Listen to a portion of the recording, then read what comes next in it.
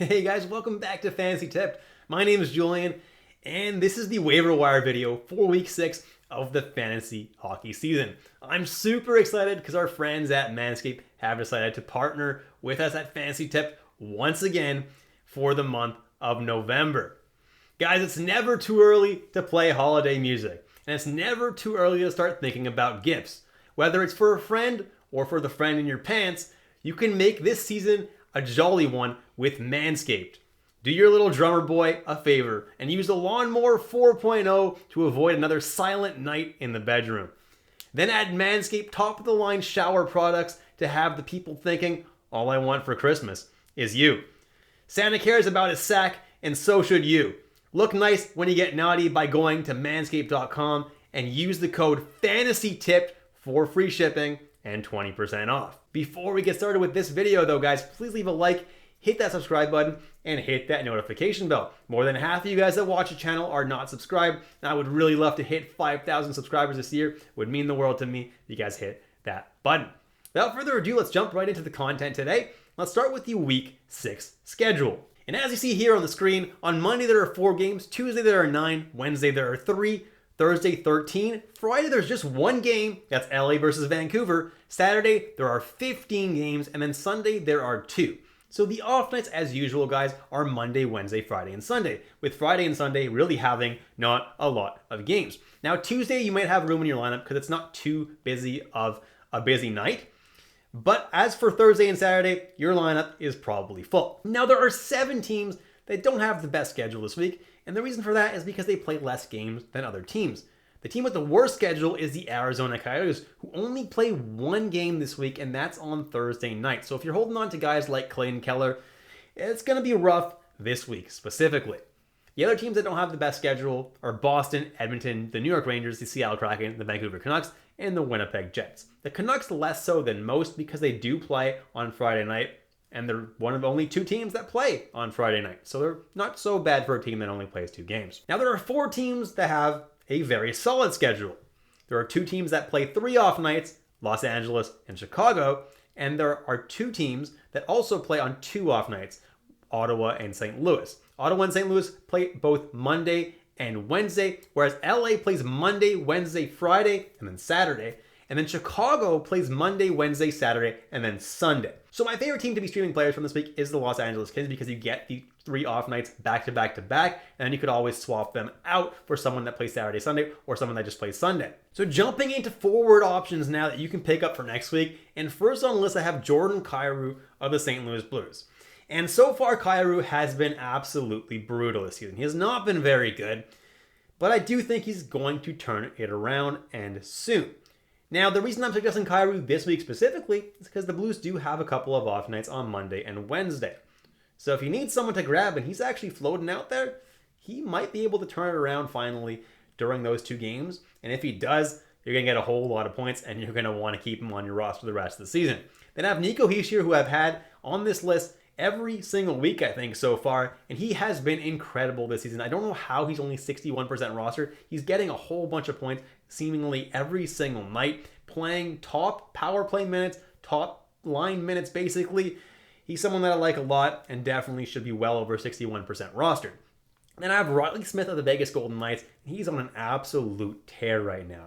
He's been putting up points left and right, and while that won't last the whole season, while he's hot, he's definitely someone you want to be owning. And then I have Brock Nelson of the New York Islanders, and I had him on this list last week as well, but he's continued his very hot pace and has been one of the best players in the entire league in terms of fantasy production, someone that I definitely really like having on my team right now. Then I have Andrei Kuzmenko of the Vancouver Canucks, getting top power play time and aligned with Mikheyev and Pettersson, who seem to be really gelling right now. Kuzmenko is someone that I really like, and he seems to be producing right now.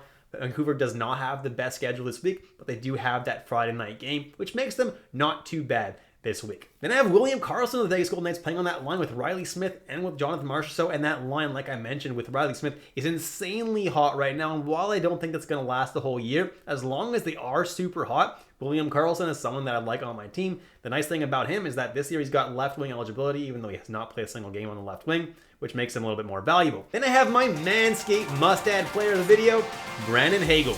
Get 20% off and free shipping with the code word FANTASYTIP at manscaped.com. That's 20% off and free shipping at manscaped.com with the code word FANTASYTIP. Manscaped, get your jingle balls ready for the holiday. Now, why is Brandon Hagel my Manscaped must-add player of the video? It's pretty simple. He's on an absolute tear. In his last 8 games, he has 11 points and has been playing on the top line with Kucherov and with Braden Point. That's an amazing place to be playing, and as long as he's producing, he's someone that absolutely deserves to be on way more than 29% of rosters. If he's available in your league, I suggest you go add him while he is still available. Then I have Kirby Dach of the Montreal Canadiens, 25% rostered, and he's been playing really, really well as of late because he's been playing on the top line with Suzuki and Caulfield, and as a Habs fan, it's nice to see him gelling super well with those top players. He makes for a pretty solid ad right now. Then I have Max Domi and Jonathan Toews of the Chicago Blackhawks. And while Domi has been cold as of late, both these players have an amazing off-night schedule with the Monday, Wednesday, and Sunday off nights that Chicago has this week. So if you have no room on the busy nights, these are two guys that are definitely going to be worth streaming for you for this week because of those off nights. And I think Domi definitely could heat up. He is a streaky player, so as soon as he starts heating up, he's going to produce a whole bunch of points in a row for you probably. And he is playing on the top line and top power play with Patrick Kane. And then Jonathan Toews is playing on the second line, but also top power play, and he has been producing as of late. Then I have Los Angeles' second line of Philip Danault, Victor Arvidsson, and Trevor Moore. And I have them all suggested here because the Los Angeles Kings do have the off nights of Monday, Wednesday, and Friday this week, consecutive off nights, which is very, very good. And these guys make for very solid streamers for those nights. If you don't have room on those busy nights, these guys are very good streamers. Arvidsson has finally been turning it around, it looks like, lately, and Moore has been pretty solid all year. Daniel would meet the third option for me, but still a solid streamer. Then I have Nick Paul of the Tampa Bay Lightning, and he's been really, really good as well, putting up points pretty frequently. Not as frequently as Hagel, but still pretty frequently on Steven Stamkos' line. He's someone that should also be considered and be added in more than 14% of leagues. Then I have Arthur Calle of the Los Angeles Kings. He's not my favorite option in the world because he is a fourth liner. However, he is getting power play 2 time and has managed to produce pretty frequently this season so far. So for a week that Los Angeles plays the Monday, Wednesday, and Friday off nights, he's not the worst at. Then I have Ilya Mikheyev, and I know Vancouver doesn't have the strongest schedule this week. However, he does play on that Friday night game, which is pretty valuable, and has been gelling pretty well with Kuzmenko and with Elias Pettersson.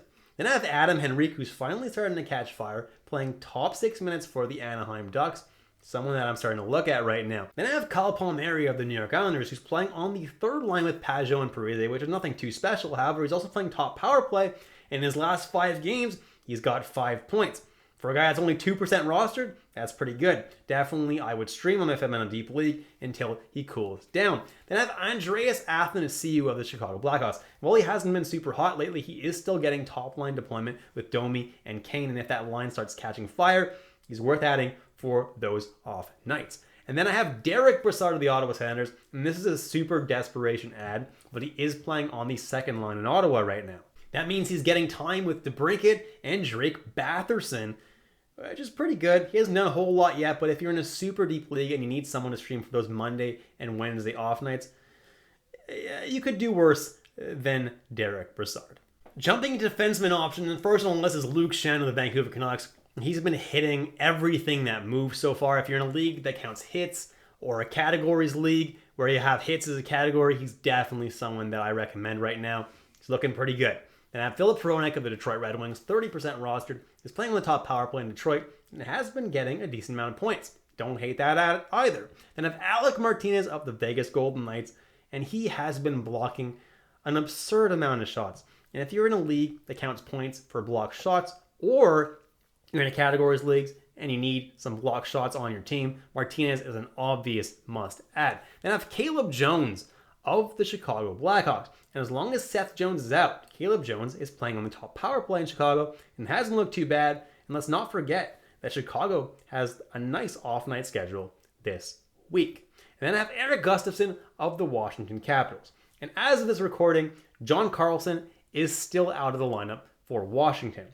As long as he is, Eric Gustafsson is seeing top power play time in Washington. That's pretty much his only value. He's not really that great of a defenseman. However, he's seeing a lot of ice time, and he is seeing that power play time. As long as he is, he has some value in deeper leagues. Jumping into goaltender options now, and first on the list is Vitek Vanacek of the New Jersey Devils. And with the news that Blackwood is out 3 to 6 weeks, Vanacek is the starting goalie in New Jersey. He's going to get a lot of starts now, and he has been looking a lot better as of late. So if he continues the hot play, New Jersey has been incredible this season so far offensively. He's going to get a decent amount of wins. And I have Martin Jones of the Seattle Kraken, 46% rostered. And I never thought I'd see the day where Martin Jones has strung together a sequence of decent performances back to back to back. He's not a great goalie, but he has been playing pretty well as of late. And as long as he is playing well, he's definitely a decent streamer until Grubauer comes back. And that's when Grubauer will probably see a decent amount of starts once again. Then I have Antti Ranta of the Carolina Hurricanes. And with Frederik Andersen out for I don't know how long, Ranta is now the starter in Carolina. He's going to get the bulk of the starts until Andersen comes back. Definitely someone that I would be adding right now, especially if I'm an Andersen owner. Then I have Jake Allen of the Montreal Canadiens. He's been pretty good so far this year overall. He gets a lot of shots against every single game, so especially if you're in a points-based league, he's definitely a solid add. Now, Aiden Hill, the Vegas Golden Knights, and while he's not my favorite out in the world because he doesn't start that often, he's been starting about once every 3 games or so, and when he is called upon, he has been pretty solid. Then I have Eric Kallgren of the Toronto Maple Leafs, and with Samsonov and Murray both down with injuries, Kallgren is now the starting goalie in Toronto, and while he hasn't been that great, the Leafs still are a decent team and should win some games. The only thing to note is that Matt Murray has been practicing and could be back soon. Then I have James Reimer of the San Jose Sharks, definitely the starting goalie there because Kaapo Kähkönen has not been that great this year, and Reimer has looked pretty decent. Then Eric Comrie hasn't looked that great as of late, but has still been positive points if you're in a points-based league. Not that much positive points because he really hasn't been putting together that great of save percentages, but if you are in a points-based league, he's definitely still a serviceable goaltending option. Then I have Scott Wedgewood of the Dallas Stars, and as long as Ottinger is out, Wedgewood is going to be starting games. If Ottinger is already back by the time you're watching this video, just ignore Wedgewood. He's not someone that you're going to be wanting to pick up. Then I have Peter Mrazek of the Chicago Blackhawks, and with Stalock out, it looks like Mrazek is going to regain his starting position in Chicago because he's actually coming back from an injury as soon as Stalock got injured, so that's kind of convenient for Chicago. Either way, if you need a goalie that's lower than 10% owned, Mrazek is pretty much the only starting option right now. And that's it, guys. Thank you so much for watching all the way through. Please leave a like, hit that subscribe button, and hit that notification bell. And if you do want to take your support to the next level, you can follow me on Patreon. The link is in the description below. Thanks so much, guys, and I'll catch you in the next episode of Fantasy Tipped.